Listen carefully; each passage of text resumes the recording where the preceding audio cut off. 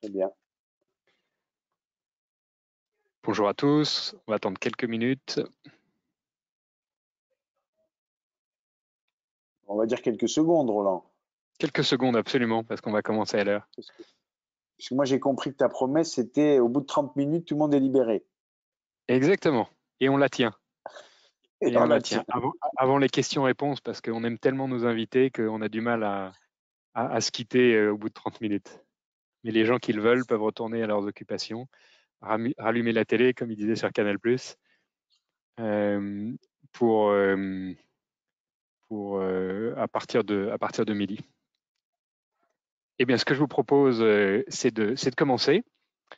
Bonjour à tous, je suis Roland Massenet et je suis ravi de vous accueillir pour cette nouvelle édition des masterclass de l'excellence commerciale.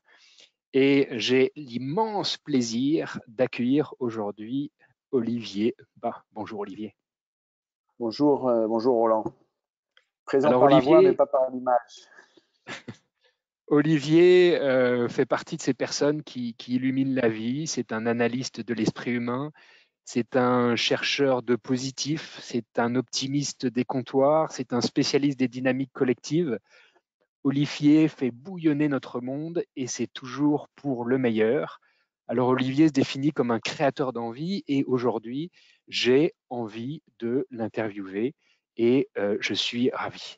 Et je pense que vous êtes ravis vous aussi parce que euh, aujourd'hui, vous êtes 915 inscrits à cette édition des masterclass de l'excellence commerciale. Vous êtes toujours plus nombreux, mais je pense que la présence d'Olivier n'y est pas pour rien. Voilà. Avant de commencer ce webinaire, une page de publicité. Les masterclass de l'excellence commerciale sont sponsorisés par Incentive. Alors, Incentive, qui sommes-nous? Incentive répond à un besoin des organisations commerciales d'équiper les managers, hein, puisque les managers aujourd'hui, ils ont essentiellement des emails et des tableaux de chiffres comme principaux outils pour accompagner les transformations, et ils ont besoin d'accompagner le cœur des équipes. Dans une transformation, on ne peut pas s'intéresser juste aux meilleurs et aux moins bons. Il faut travailler avec le peloton. Et si on n'arrive pas à engager le peloton dans une transformation, le risque, c'est que ce peloton se résigne, hein, se crispe face au changement. Et le deuxième risque, c'est que les meilleurs quittent l'entreprise. Et donc, pour éviter ces phénomènes, on a créé Incentive comme l'application de change management des équipes commerciales avec une ambition mondiale. Aujourd'hui, on travaille dans plus de 20 pays, pardon. On travaille dans 9 langues avec dans des univers très variés, les services financiers, la santé, la grande distribution et les technologies. Alors, comment Incentive fonctionne? C'est très simple. En fonction de l'enjeu du client, par exemple, mettre en place un nouveau CRM, c'est ce qu'on est en train de faire chez Orange, 2500 personnes, lancer un nouveau produit, restructurer une organisation, relancer l'activité après une période compliquée. Et bien dans chacun de ces projets de transformation, on a une initiative et souvent cette initiative, elle retombe, le soufflet retombe. Et notre enjeu avec Incentive, c'est de vous aider avec des fonctionnalités spécifiques tout au long de l'accompagnement du change, dans la préparation, hein, dans le déploiement pour avoir une forte accélération et ensuite maintenir un bon niveau. Ce qui nous permet aujourd'hui d'avoir un impact direct, une contribution directe sur le chiffre d'affaires de nos clients. Incentive a contribué à une croissance supplémentaire de 250 millions d'euros pour ses clients. Et Incentive est vainqueur des 3 derniers trophées de la motivation des forces de vente, qui sont un peu les Oscars dans notre domaine. Voilà, la page de publicité est terminée. On retourne maintenant à notre invité, Olivier.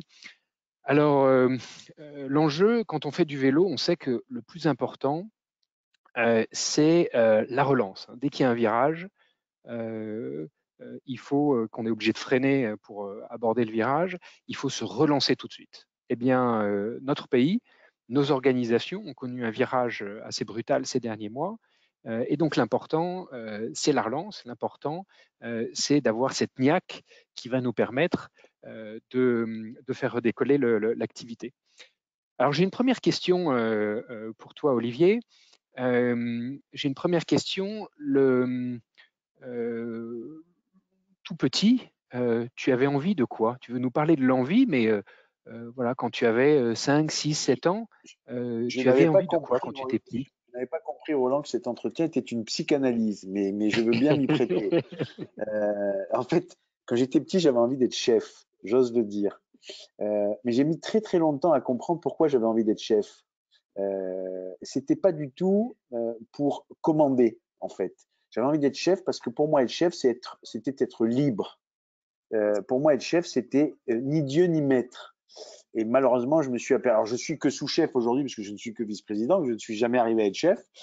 Mais surtout, je me suis aperçu que quand on est chef, on a un Dieu et un maître et ça s'appelle le client.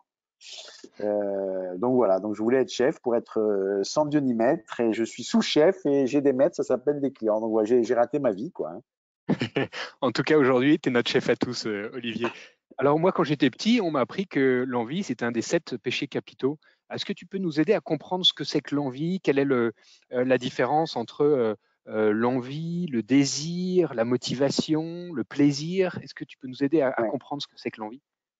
Ouais, rapidement, parce que c'est vrai que ce sont des notions qui se mélangent joyeusement et que la notion d'envie renvoie au désir, qui souvent est connoté soit sexuellement, soit est connoté en termes de péché, hein, puisque c'est.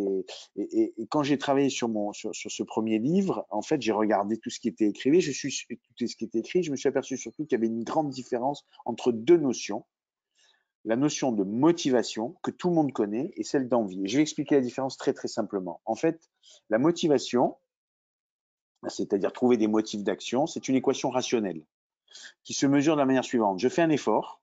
Si en contrepartie de cet effort, j'ai une récompense qui prend des formes très différentes, l'argent toujours, mais pas que, l'intérêt du boulot, le retour positif qu'on me fait, etc. Si cette récompense est proportionnée à mon effort, alors je trouve des motifs d'action. Et donc, ça entretient ma motivation. Et cette équation, elle a une double caractéristique, c'est qu'elle est très individuelle. Les managers qui nous écoutent savent qu'il est très difficile de faire du transfert de motivation. On peut faire du transfert de compétences dans une équipe. Et faire du transfert de motivation, c'est compliqué. Et puis la deuxième, c'est que c'est une équation rationnelle, au sens de l'homo economicus valracien, c'est-à-dire maximisation sous contrainte. Et on sait tous que les gens font un truc extraordinaire, c'est quand ils considèrent que la récompense n'est pas au niveau de l'effort, ils ajustent l'effort au niveau de la récompense, c'est-à-dire qu'ils diminuent leur effort pour remettre leur effort au niveau de la récompense qu'ils ont. Donc c'est rationnel individuel. Or, une équipe, c'est pas que du rationnel et c'est bien évidemment pas individuel. Et donc je me suis intéressé à cette notion d'envie qui est drivée par un autre moteur, qui est le moteur des émotions. En fait, ce sont nos émotions qui sont l'oxygène de notre envie. La satisfaction, la fierté, la confiance qu'on a dans les autres. Donc toutes ces émotions qui vont alimenter un autre moteur qui est un moteur émotionnel et qui fait l'envie et qui est très collectif parce que là, c'est fantastique. Quand il y a de l'envie chez un collaborateur lié à son état émotionnel, ça se propage dans l'équipe beaucoup plus facilement que la motivation. Donc voilà la différence entre envie et motivation. D'accord, c'est très clair, c'est très clair. Merci. Alors, aujourd'hui, on se dit que quand on est en crise, quand on est en guerre, on a plus le temps de s'intéresser aux petits bobos de chacun. Est-ce qu'on est en crise? Est-ce qu'on est en guerre en ce moment, Olivier? Alors, oui, on est en crise, et je ne parle pas de la crise sanitaire, hein, je parle de la crise économique qui est devant nous. Hein. Tu disais un truc très juste, Roland. Les situations de crise, c'est comme les courses automobiles. Il faut freiner au dernier moment quand le virage arrive et accélérer le plus rapidement. Donc, oui, nous sommes en crise. En tout cas, la crise est devant nous, elle est économique. Et la vraie question, c'est la question de la relance, effectivement. Alors effectivement, on peut se dire, mais quand on est face à une crise et qu'on doit relancer, on ne va pas s'intéresser aux petits bobos des uns et des autres. Merci à tout le monde d'être sur le pont et au combat. On a autre chose à foutre que d'écouter les lamentations des uns et des autres. C'est vrai. Sauf que lorsque nous sommes en crise, il se passe un truc, c'est que notre limbique, notre limbique dans notre cerveau, c'est la zone du cerveau dans laquelle est pluguée nos émotions. Notre limbique va faire une OPA inamicale sur notre cortex. Notre cortex, c'est la base de nos fonctions cognitives rationnelles, la réflexion, l'analyse. Donc, notre limbique fait une OPA inamicale sur notre cortex. Et j'emprunte cette phrase qui n'est pas de moi à quelqu'un que certains connaissent, qui est Michael Aguilar, que j'aime beaucoup. Et donc, ça veut dire quoi? Ça veut dire que nous sommes envahis par nos émotions. Et que l'émotionnel prend le pas sur le rationnel. Mais c'est un émotionnel négatif. C'est un émotionnel négatif. C'est la peur de ce qui va arriver. C'est la crainte de ce qu'on va devenir. C'est la colère, le sentiment que l'effort n'est pas équitablement partagé et que certains doivent faire beaucoup d'efforts dans cette relance et d'autres beaucoup moins. Et comme vous avez compris que l'envie est générée par des émotions positives, ben forcément, si je suis dans un bain d'émotions négatives, ça va annihiler mon envie et donc l'énergie qui va avec. Puis il y a un autre sujet par rapport à la crise, c'est la confiance. On le sait bien, on le voit bien en économie. On est dans une crise de confiance. 50 milliards d'euros qui ont été épargnés. C'est-à-dire que le pouvoir d'achat, il s'est transformé en épargne de précaution. Pourquoi? Parce que les gens n'ont pas confiance. C'est la même chose dans les équipes. Et il y a un précepte militaire que j'aime beaucoup. Alors, je suis issu d'une grande famille de militaires, hein, c'est pour ça que il y a un précepte militaire que moi j'adore qui dit quand tu n'as pas confiance dans ce qui est en face de toi, il faut que tu aies confiance en ceux qui sont à côté de toi. Et donc, dans ces périodes, il faut restaurer du climat émotionnel positif pour régénérer de l'envie et il faut recréer de la confiance dans l'équipe parce que ça va donner cette force au collectif de se projeter dans cet inconnu qui peut faire un petit peu peur. D'accord. Eh bien, on va essayer d'avoir confiance. En tout cas, on a confiance dans tous les participants des masterclass de l'excellence commerciale. Alors, est-ce que tu peux nous dire comment est-ce qu'en tant que directeur commercial, en tant que manager commercial, comment est-ce que sur le terrain, on peut maintenir le moral des équipes quand toutes les nouvelles mauvaises s'accumulent les unes après les autres? Ouais, ouais. C'est vachement important parce que moi j'ai une conviction liée à ma longue expérience. J'ai 56 balais, hein, j'ai quelques heures de vol. La photo ne le montre pas parce que tu as sorti une vieille photo et je t'en remercie. C'est pour ça que vous ne me voyez pas d'ailleurs. Je me suis dit, je ne supporte pas la comparaison avec ma photo. C'est pour ça que je suis caché derrière la photo. Et donc j'ai acquis une conviction avec l'expérience et l'âge, c'est que le mental, c'est 50% de la performance et que le mental en période de crise, c'est 80% de la performance. Je vais loin hein, dans mon propos pour les raisons que j'évoquais. Et donc moi, il y a deux, trois choses qu'il faut avoir en tête. La première, c'est que quand on est dans une période difficile, on va faire beaucoup d'efforts qui ne vont pas produire du résultat tout de suite. Et c'est normal parce que les choses sont difficiles. Les ventes ne vont pas se faire tout de suite, les négociations seront beaucoup plus longues, les closings mettront un temps fou avant d'arriver. Il est indispensable de valoriser l'effort plus que le résultat. Je vais prendre, tu prenais l'image du cycliste tout à l'heure, mais je vais prendre une autre image de cycliste. Et puis on a vu des cyclistes hein, que tu montrais dans ton schéma. Tu fais un contre-la-montre. Je suis sur mon vélo et je pédale comme un malade. J'ai mon directeur sportif qui, lui, est tranquillement dans sa bagnole, hein, au passage, climatisé, et qui me voit pédaler. S'il me dit tu es en retard, tu es en retard, tu es en retard par rapport au résultat, c'est-à-dire au temps du contre-la-montre, parce que lui, il a les temps intermédiaires des autres, qu'est-ce que je vais faire au bout d'un moment? Je vais arrêter de pédaler. Je vais faire semblant de pédaler. Puisque, en fait, on me parle du résultat que je n'arrive pas à obtenir. Mais s'il me parle de l'effort que je fais et qu'il me dit, mais super, continue ton effort, tu vas y arriver, ben, bien évidemment, je vais en mettre un peu plus sur la pédale. Sauf que dans les périodes de crise, on est totalement focusé sur le résultat. Pourquoi? Parce qu'on sait qu'il est difficile à obtenir, que souvent on va nous fixer des objectifs très ambitieux par rapport à la période. Et en tant que manager, on va passer notre temps à parler du résultat et pas assez de l'effort produit par les équipes pour l'obtenir. Et donc, on risque d'obtenir cet effet je lève le pied, comme le cycliste. Ça, c'est la première chose.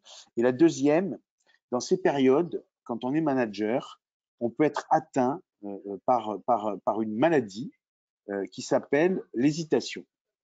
C'est-à-dire que je vais piétiner, hésiter, je ne sais pas, est-ce que je prends A ou B, parce que c'est incertain.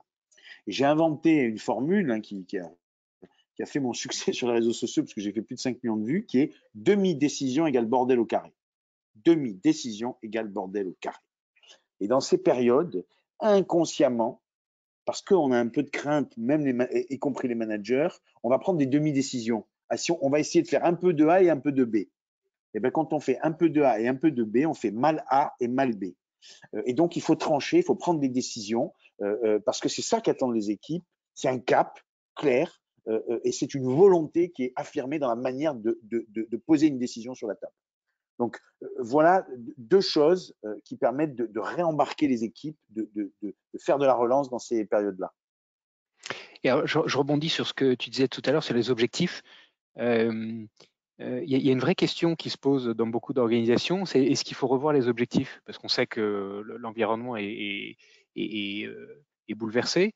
Est-ce qu'il faut maintenir les objectifs de l'année? Est-ce qu'il faut les changer avec tout l'impact que ça a sur les variables des commerciaux? Et je suis sûr qu'il y a beaucoup de gens qui nous écoutent qui se posent la question aujourd'hui. Pour vraiment donner envie, à ton avis, il faut changer les objectifs ou pas? Alors, c'est toujours le même sujet, c'est que tu cours après un objectif uniquement si tu sais que tu peux l'atteindre. C'est particulièrement vrai chez les commerciaux. C'est-à-dire que, grosso modo, si mon score perso, c'est 1m40 au saut en hauteur, et qu'on me met une barre à 1m45, j'ai vraiment envie de la tenter. Si tu me mets une barre à 1m80, sans déconner, je vais la faire, la course d'élan, mais bon. Hein. Et donc, le vrai sujet, il est là. C'est que si on sent bien que ces objectifs sont inatteignables, ils ont un risque de démotivation. Alors là, on est vraiment sur la démotivation, hein, c'est-à-dire récompense fort, hein, et donc je ne vais pas me lancer. Mais en même temps, il faut mettre de la tension dans le système. Donc il ne faut pas rebasser trop bas. Et donc c'est très compliqué, mais moi je pense qu'il faut accepter parfois de les rebaisser, mais pas de manière drastique, mais pour continuer à montrer quelque chose qui est impossible, réalisable, versus une ambition utopique. Voilà. D'accord. Alors on a certains clients qui ont fait un entre-deux, c'est-à-dire qu'ils ont gardé leurs objectifs collectifs, mais ils remettent des objectifs opérationnels par équipe plus atteignables. Ça peut être un mixte, effectivement. Ouais. Parce qu'il y a des enjeux financiers, hein. Quand on bouge les objectifs, on bouge aussi Mais clairement, les variables. clairement. Oui, mais je suis d'accord avec toi. Mais c'est de la demi-décision. Excuse-moi, ça c'est de la demi-décision. Si tu as un objectif dont tu sais pertinemment que tu ne l'obtiendras pas, mais que tu ne veux pas le changer parce qu'il y a des variables trucs et que tu le laisses, ça s'appelle une demi-décision. Et à l'arrivée, ça te fera un bordel au carré. Parce que les commerciaux auront couru très très vite, très fort. Ils auront eu l'impression d'avoir surperformé par rapport au champ des possibles. Et tu leur as dit, ben non, non, non, personne passe à la caisse parce qu'on n'a pas atteint les objectifs dont tout le monde savait qu'ils étaient inatteignables. Et tu as fait un bordel au carré. Donc, donc finalement, tu nous parles d'envie. On entend énormément parler, surtout en ce moment, de management bienveillant, de symétrie des attentions. Alors moi, j'ai repéré une phrase dans ton bouquin qui est c'est super, il y a eu au moins un lecteur. Roland Massenet a lu mon bouquin. Les communicants sont devenus les fabricants de prêt-à-penser. Alors, on entend beaucoup parler communicants, le management bienveillant, la symétrie des attentions. Alors déjà, ça prouve que les meilleurs communicants sont aussi capables d'autodérision quand tu dis ça. Moi, j'observe qu'il y a des héros actuels comme Steve Jobs, comme Elon Musk, qui sont connus pour leur dureté, pour leur manque d'empathie, qui ne sont pas du tout dans le modèle de management bienveillant, et pourtant, on les porte au nu, et ils ont un succès extraordinaire. Donc, le management bienveillant, est-ce que finalement, c'est utile? Est-ce que dans l'environnement actuel, c'est pas perdre en efficacité? Ouais. Alors, deux, trois petites choses. Je m'arrêtais juste sur Musk et Jobs. Ils peuvent se le permettre parce qu'ils sont tellement visionnaires que tu ne les aimes pas mais tu suis leur vision tellement elle est forte. Donc, il faut comprendre aussi que quand tu as une vision aussi puissante et aussi forte que des gens comme ça, même si tu as un sale caractère et que tu es extrêmement, si ce n'est malveillant, en tout cas, tu bouscules les équipes, les gens le supportent parce qu'ils ont envie de suivre cette vision. Donc ça, c'est la Alors première là, chose qu'il faut avoir en tête. on va tous se dire qu'on est des visionnaires et donc on a le droit Ouais, donc d'arrêter d'être non, bienveillant. Hein. non, moi je suis pas un visionnaire et donc voilà, donc c'est pas donné à tout le monde. Mais au-delà de ça, moi je pense que j'en ai un peu marre, comme toi, de management bienveillant, management bienveillant. Surtout que je pense qu'on ne peut pas dissocier deux notions, exigence et bienveillance. Elles sont indissociables. L'exigence sans bienveillance peut confiner à la maltraitance, avec les effets burn-out, décrochage qu'on connaît. Mais la bienveillance sans exigence, c'est une forme de câlinothérapie qui ne mène à rien, si ce n'est au fait que les gens sont contents. Mais ce n'est pas notre sujet. Tu vois que le sous-titre de mon bouquin, c'est comment l'enthousiasme stimule la performance. Moi, mon sujet, c'est la performance. Et donc, moi, je crois beaucoup au mariage des deux. Je crois qu'il faut, et que plus on est exigeant, avec bienveillance, c'est-à-dire avec les bons mots pour le dire, avec la volonté de faire progresser l'autre. L'exigence, c'est pas de lui faire la démonstration qu'il n'arrive pas à atteindre ses objectifs, c'est de l'aider à atteindre ses objectifs, l'exigence pour moi. Et donc, plus tu as les deux, plus tu es puissant. Je vais même plus loin. Moi, je dis souvent à mes équipes, parce que je manage, hein, je leur dis, le jour où je m'arrête d'être exigeant avec vous, inquiétez-vous.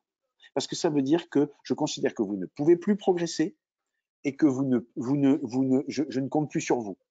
Et donc, mon exigence est une forme de bienveillance. C'est la même chose avec les mômes. Hein. On les adore, nos mômes. Pourtant, on est très exigeant avec eux. Donc, exigence et bienveillance sont intimement liés et ne peuvent fonctionner, selon moi, l'un sans l'autre. Bah, écoute, c'est limpide. C'est limpide. On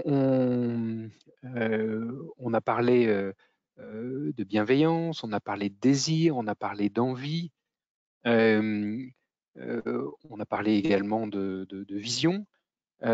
Pour toi, quelle est la vision du manager de demain? Waouh.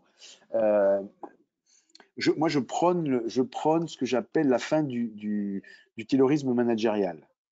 Le taylorisme managérial, il est finalement, il repose sur deux idées qui sont à mon avis des idées qui ne sont pas efficientes. La première idée du taylorisme managérial, comment je vais le dire, c'est que le process, l'organisation, les outils sont aussi importants que les hommes. Et pour certains, ils sont plus importants que les hommes. Moi, je ne le crois pas. Je ne le crois pas parce que tu sais, toutes les boîtes ont la même stratégie. Toutes les entreprises ont la même stratégie. Je vais te la résumer. Elles veulent faire de la croissance rentable sur des marchés mondialisés grâce à l'innovation de leurs produits et de leurs services dans une transformation digitale pour obtenir la satisfaction de leurs clients. Voilà, donc là j'ai résumé les stratégies de toutes les boîtes du CAC 40, de toutes les boîtes du SBF 120. Elles sont C'est toutes parfait. organisées de la même façon, parce qu'elles sont toutes conseillées par les mêmes cabinets de trucs. Donc, tu sais, moi j'ai commencé ce métier, je faisais de l'orga, et j'avais un vieux consultant qui me disait, tu t'emmerdes pas, quand tu rentres dans une boîte, si elle est centralisée, tu la décentralises, si elle est décentralisée, tu la centralises. L'important, c'est le mouvement. Donc, elles ont toutes les mêmes organisations. Un coup, c'est le matriciel, un coup, c'est le ceci, un coup, cela. Elles ont toutes accès aux mêmes ressources technologiques. Tu sais mieux que moi qu'on est en open source de plus en plus et que quand tu prends un coup d'avance technologiquement, tu as très rapidement un petit copain qui te rattrape. Elles ont toutes accès aux mêmes ressources financières. Le coût de l'argent est à peu près le même pour tout le monde. Et donc, moi, j'observe qu'il y en a qui réussissent, d'autres pas. Et elles réussissent ou pas pour une raison, un asset inestimable qui s'appelle Madame Michu. C'est Madame Michu qui, parce que se lève le matin, a envie, s'engage, croit en ce qu'elle fait, que les boîtes sont performantes. Donc, la fin du taylorisme managérial, c'est de dire il faut remettre les choses à leur juste place. Et l'homme est véritablement pour la performance, hein, pas par humanitude, hein, mais pour la performance. C'est ce qui fait la perf. Ça, c'est la première chose. Et la deuxième chose du taylorisme managérial qui, à mon avis, doit cesser, c'est l'idée du bon du premier coup. on est dans la recherche du bon du premier coup, mais c'est pas la vie, bon du premier coup. C'est pas la vie. Dans la vie, une fois sur deux, on n'a pas bon du premier coup. Et le sujet, c'est qu'est-ce que je fais du fait que j'ai pas eu bon du premier coup? Je suis sanctionné, réprimandé, ou je suis invité à en tirer un enseignement qui va faire que le coup d'après, je vais faire 2 fois mieux. Et ça, cette culture-là, cette culture qu'on appelle test and learn dans les startups, mais qui est vieux comme le monde. Tu sais, Mandela disait, je ne perds jamais, soit je gagne, soit j'apprends. Ça, c'est vraiment quelque chose qui fait de la performance.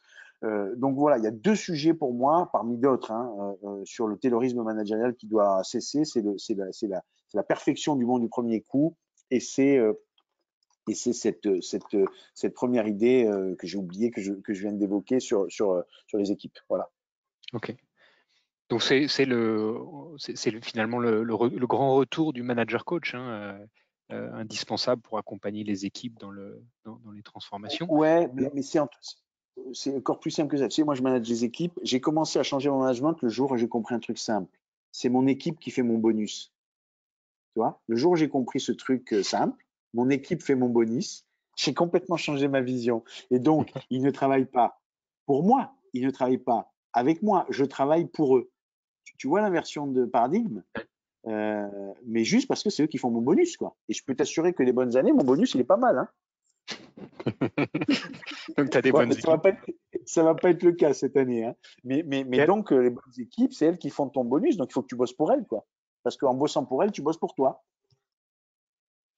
Et alors, pour conclure, parce que la demi-heure arrive, c'est quoi tes 3 secrets de management en ce moment avec tes équipes, et quels sont les 3 conseils hyper concrets que tu peux donner aux directeurs commerciaux, aux managers commerciaux qui nous écoutent? Waouh, c'est toujours un exercice difficile, les trois exercices, les 3 trucs très concrets. Mais je sais pas si j'en ai 3, mais il y en a un premier qui me semble être vachement important, c'est que dans ces périodes-là, on confond 2 choses. On confond ce qui nous préoccupe et ce qui doit nous occuper. Et c'est pas tout à fait la même chose. Parce que souvent, les choses qui nous préoccupent, je peux pas agir dessus. Dans ces périodes troublées, de crise, d'inquiétude, de qu'est-ce qui va se passer demain, j'ai plein de choses dans la tronche, plein de préoccupations qui viennent jouer sur mon mental et sur mes émotions souvent, hein, parce que ça crée de la crainte, de l'inquiétude, etc. Et donc, tu l'as compris, ça vient altérer notre envie. Et il faut juste faire une distinction entre ce qui me préoccupe et ce qui doit m'occuper. C'est-à-dire que dans toutes ces préoccupations, je dois targeter, je dois focuser sur les 2, 3, 4 sujets sur lesquels j'ai la main. Et éviter la dispersion liée à cette multitude de préoccupations. Donc ça, c'est la première chose. Et tu t'aperçois que tu multiplies ton efficacité par 2 si tu focuses sur ce qui te préoccupe et qui doit t'occuper parce que tu as la main dessus versus ce qui te préoccupe. Et c'est la même chose avec les équipes. Moi, je travaille avec mes équipes en ce moment. Je fais beaucoup de dites-moi ce que vous avez dans la tronche. Les mecs te racontent plein de choses. Enfin, c'est plutôt des filles chez moi. Te racontent plein de choses. Puis tu leur dis écoutez, maintenant, faites le tri là-dedans. Dites-moi les 2-3 sujets sur lesquels vous avez la main et foncez, quoi. Parce que les autres, voilà. Tu sais, il y a une phrase qui dit moins j'agis, plus j'y pense. Non, pardon. Plus j'y pense, moins j'agis. Plus j'agis, moins j'y pense. Donc voilà, ça c'est la première chose. La deuxième, c'est que je crois à l'autoprophétie. Je suis un fervent défenseur de l'autoprophétie. Et j'ai inventé une formule qui s'appelle chiche et chouette.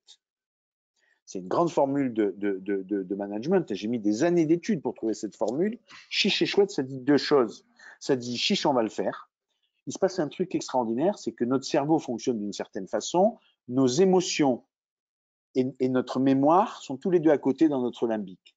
Donc quand tu es face à une épreuve, à une chose que tu n'as jamais faite, on fait tous la même chose. On évalue la probabilité que j'ai de réussir en fonction de 2 paramètres, mon expérience passée et mon état émotionnel présent.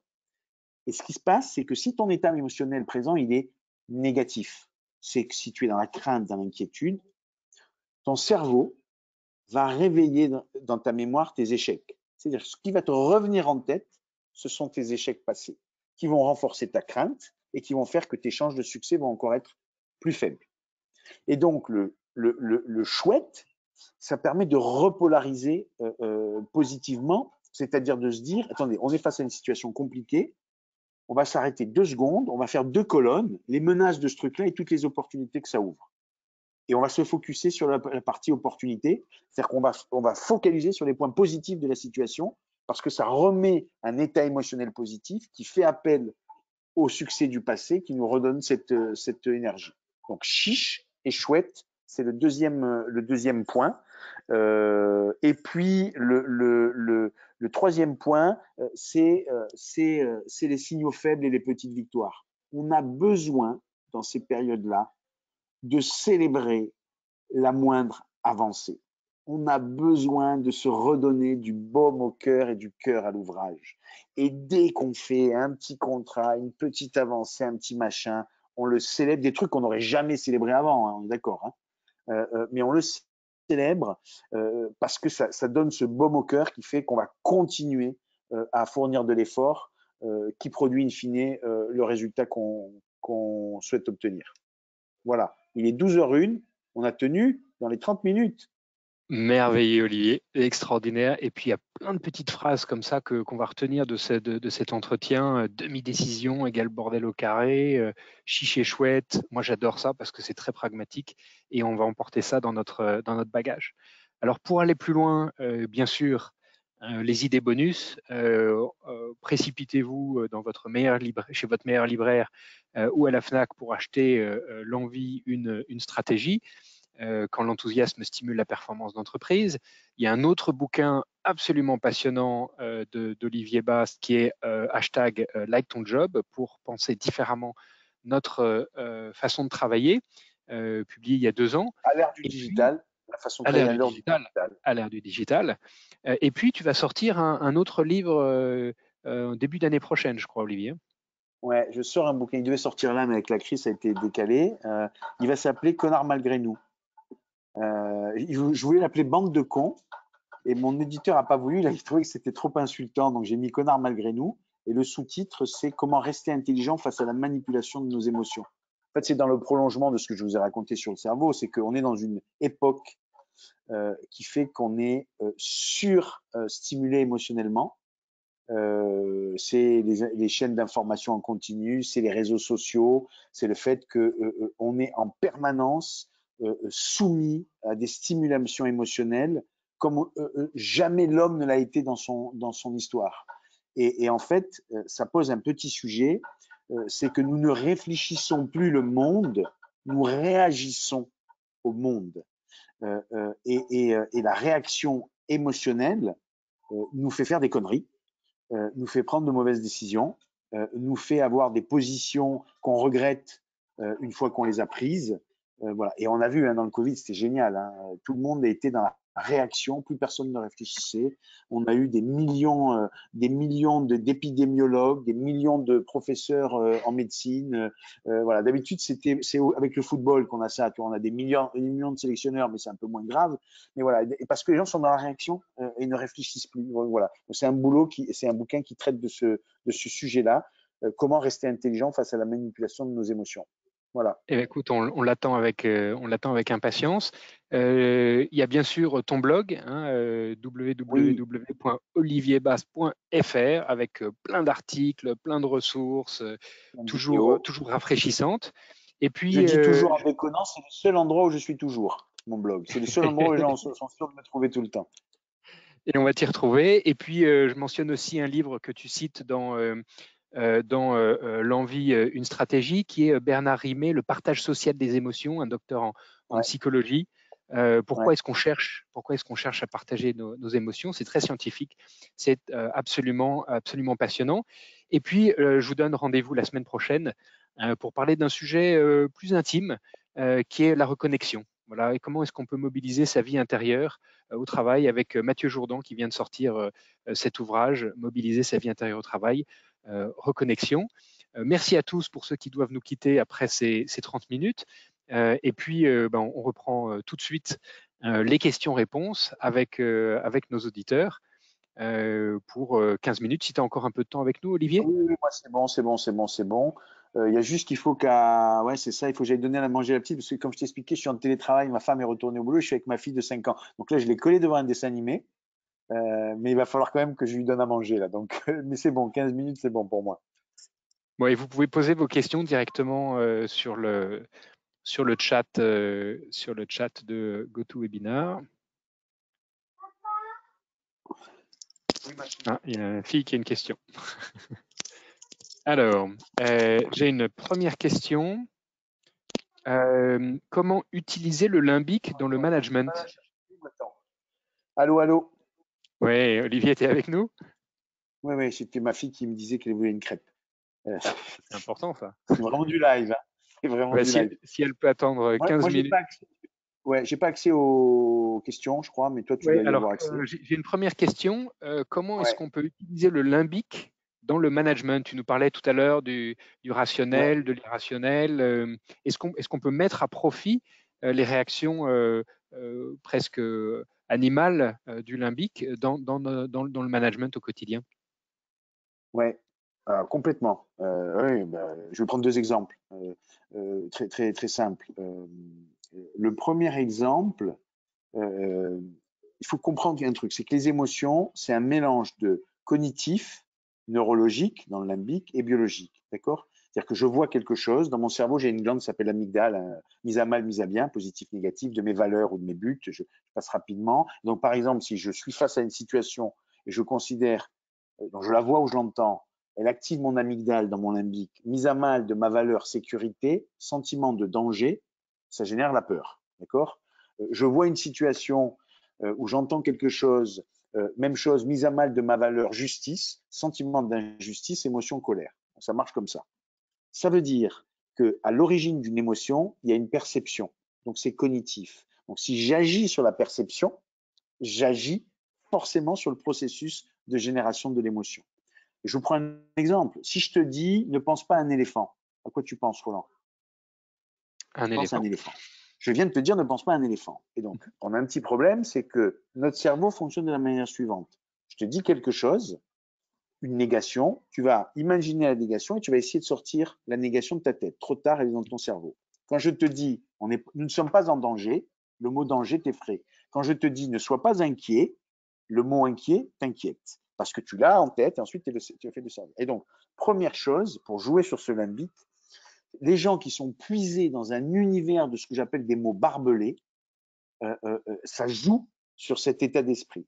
Donc moi, par exemple, je ne sais pas si vous en êtes rendu compte dans mon propos, je n'utilise que des mots positifs, enfin, j'essaye en tout cas, et des formules positives, parce que on le ressent émotionnellement, et ça fait que notre limbique, il est plongé dans du positif. Ça, c'est une première chose. Il y a un deuxième truc, je vous donne un petit truc.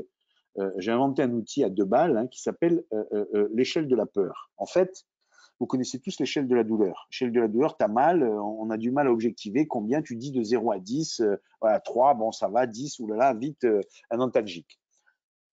Pour les émotions, c'est la même chose. C'est-à-dire que quand tu as une inquiétude, tu es face à quelque chose voilà, de dangereux, de nouveau, d'inconnu, tu commences à t'inquiéter, tu as une petite crainte qui commence à être générée. Ton limbique va prendre de plus en plus le pas sur ton néocortex, d'accord? Il va faire cet OPA qui fait qu'à un moment donné, tu vas être pris dans tes émotions. Il faut rebrancher sur ton néocortex. Et donc, il faut se poser une question autour du risque. Mais la question qu'on se pose habituellement, c'est qu'est-ce que je risque? Mais ce n'est pas la bonne question. Parce que quoi que tu fasses dans la vie, tu risques quelque chose. Tu sors dans la rue, tu traverses, tu risques de te faire écraser par une voiture. Le risque zéro n'existe pas. La vraie question, c'est combien tu risques. Et c'est-à-dire que quand tu es face à quelque chose qui t'inquiète, de te dire, OK, combien je risque de 0 à 5? Concrètement, combien je risque? Quel impact ça va avoir sur mon métier? Quel impact ça va avoir sur ma vie? Est-ce que c'est quelque chose finalement qui va me détruire ou au contraire, il y a peut-être là un point d'appui pour faire autre chose? Et quand tu te poses cette question de 0 à 5 ou de 0 à 10, tu vas t'apercevoir que dans la majorité des cas, tu vas coter dans la zone verte, qui est la zone moyenne. Et donc, ton néocortex te renvoie un message sur dire, oh, calmos mon gars, t'inquiète pas pour rien. Voilà. Il y a une phrase qui est, moi je dis souvent, mais pourquoi on s'inquiète de choses qui n'arriveront probablement jamais? C'est un truc incroyable, tu vois. Donc voilà, donc voilà deux petits trucs pour agir sur le limbique dans son mode de management. Ok, merci. J'ai une question assez personnelle d'un auditeur qui nous demande quel est votre plus beau souvenir de management? Ah. Ah, un jour, je fais un entretien de fin d'année et j'étais content comme tout parce que la jeune femme que j'allais recevoir, ça faisait 3 ans qu'elle était dans mon équipe.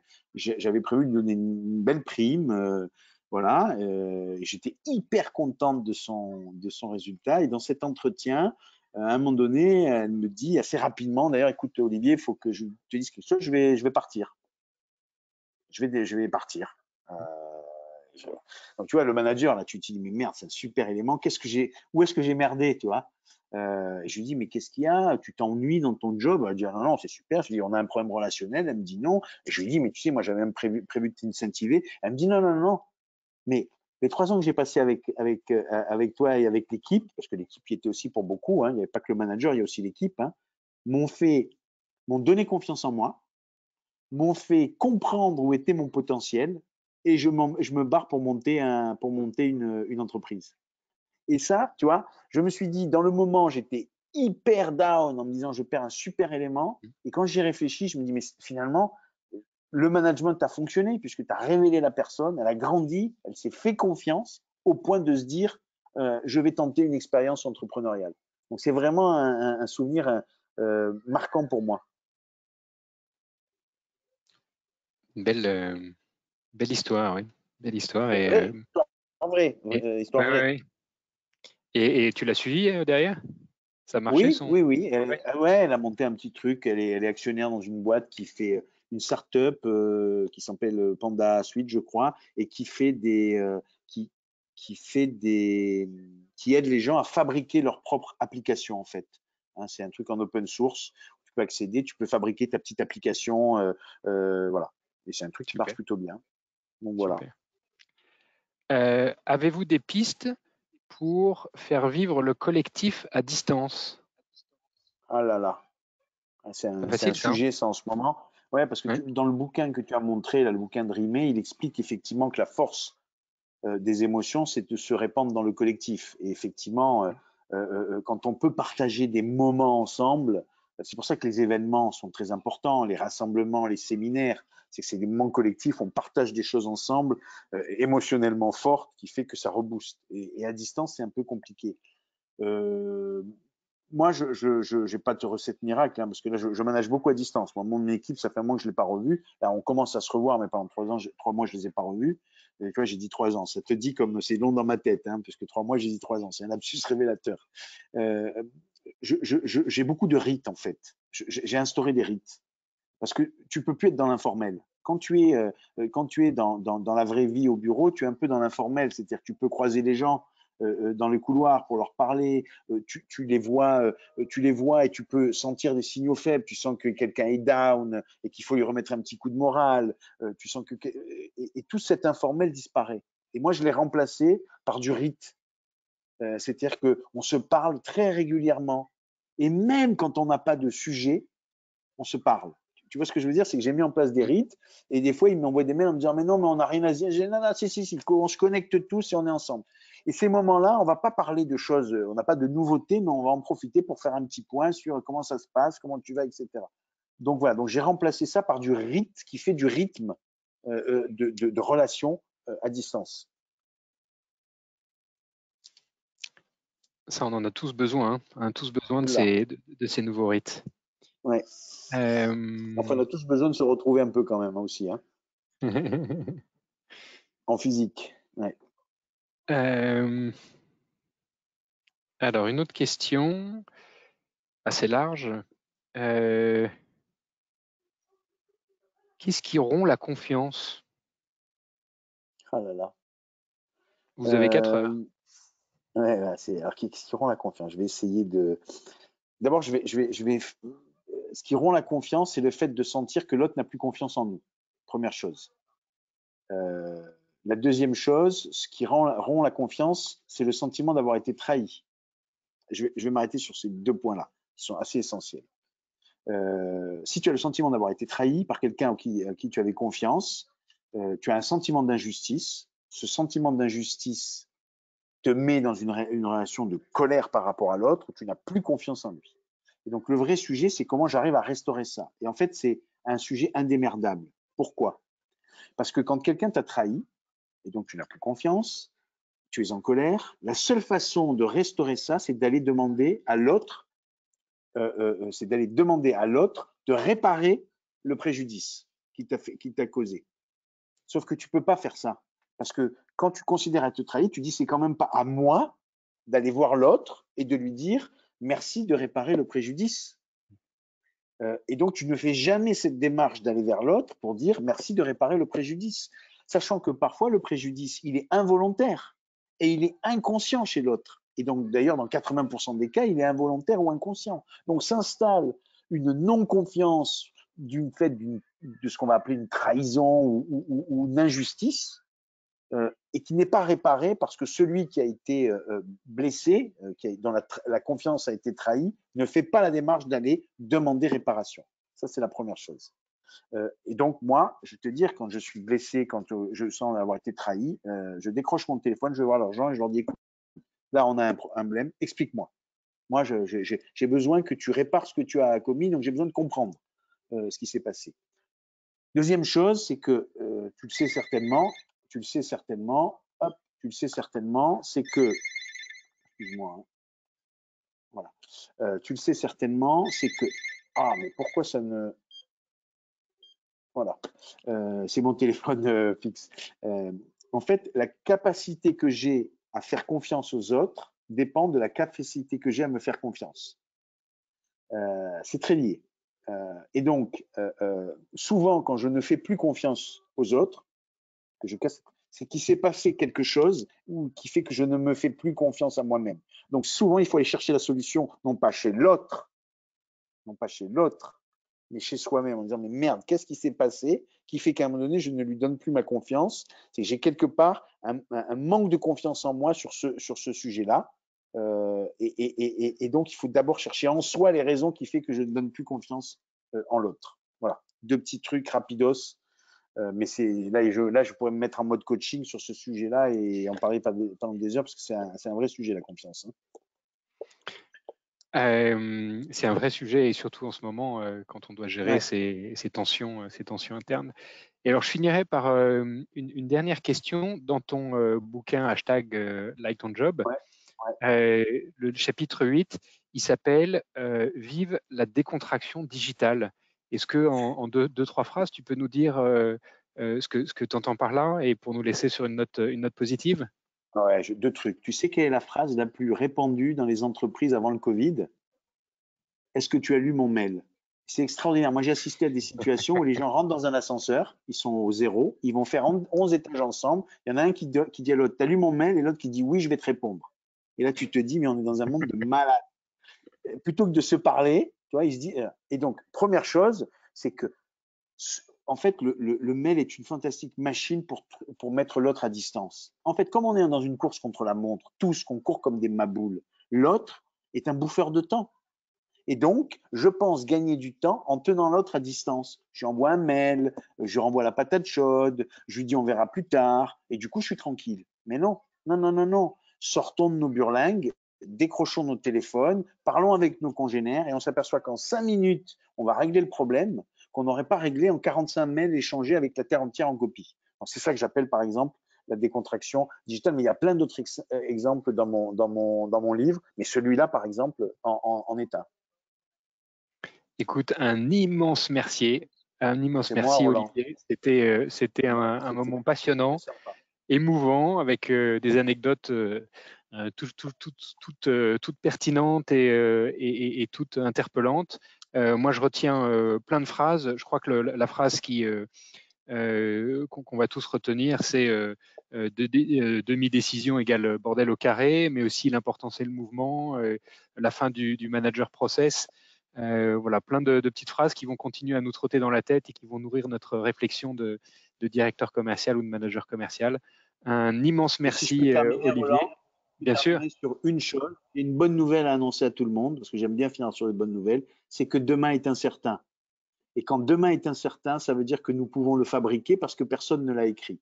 Et ça, c'est une putain de bonne nouvelle. Voilà. C'est une très belle bonne nouvelle et un très bel appel à l'optimisme en cette date du 18 juin. Merci à tous de votre fidélité et à la semaine Merci, prochaine pour Roland. Ciao. écouter Mathieu Jourdan. Au revoir. Salut Roland. Au revoir Olivier, à bientôt, au revoir à tous. À bientôt.